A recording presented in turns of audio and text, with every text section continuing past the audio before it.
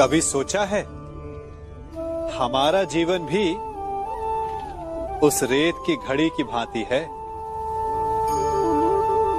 जो रेत नीचे गिर चुकी है वो हमारा अतीत है, जो अब भी ऊपर है वो हमारा आने वाला भविष्य है और वर्तमान ये संकुचित स्थल है जहां से धीरे धीरे करके रेत गिर रही है। अर्थात हमारे पास जीने के लिए यही एक क्षण है।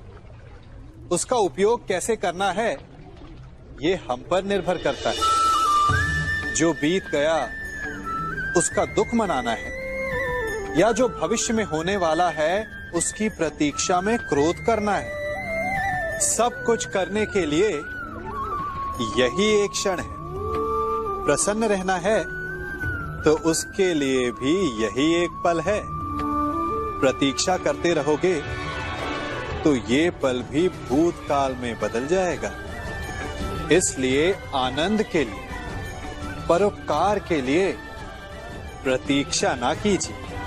आपके पास जो पल है उनका भरपूर सदुपयोग कीजिए, क्योंकि इस घड़ी को पलटकर आप फिर से समय अवश्य गिन सकते हैं, परंतु अपना बीता हुआ समय आप वापस नहीं लौटा पाएंगे।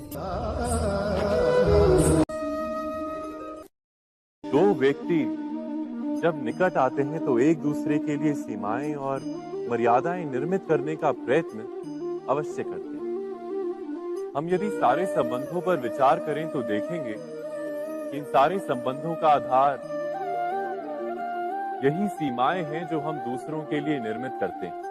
और यदि अनजाने में भी कोई अन्य व्यक्ति इन सीमाओं को तोड़ता है तो उसी क्षण हमारा हृदय क्रोध से भर जाता है। इन सीमाओं का वास्तविक रूप क्या है, क्या हमने कभी विचार किया? सीमाओं के द्वारा हम दूसरे व्यक्ति को निर्णय करने की अनुमति नहीं देते, अपना निर्णय उस व्यक्ति पर थोपते, अर्थात किसी की स्वतंत्रता का अस्वीकार करते हैं। और जब स्वतंत्रता का अस्वीकार किया जाता है तो उसका हृदय दुख से भर जाता है। और जब वो सीमाओं को तोड़ता है तो हमारा हृदय क्रोध से भर जाता है। क्या ऐसा नहीं होता?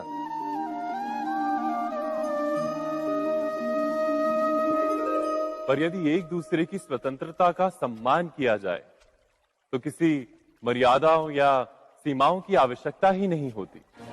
अर्थात जिस प्रकार स्वीकार किसी संबंध का देह है, क्या वैसे ही स्वतंत्रता किसी संबंध की आत्मा नहीं? स्वयं विचार कीजिए।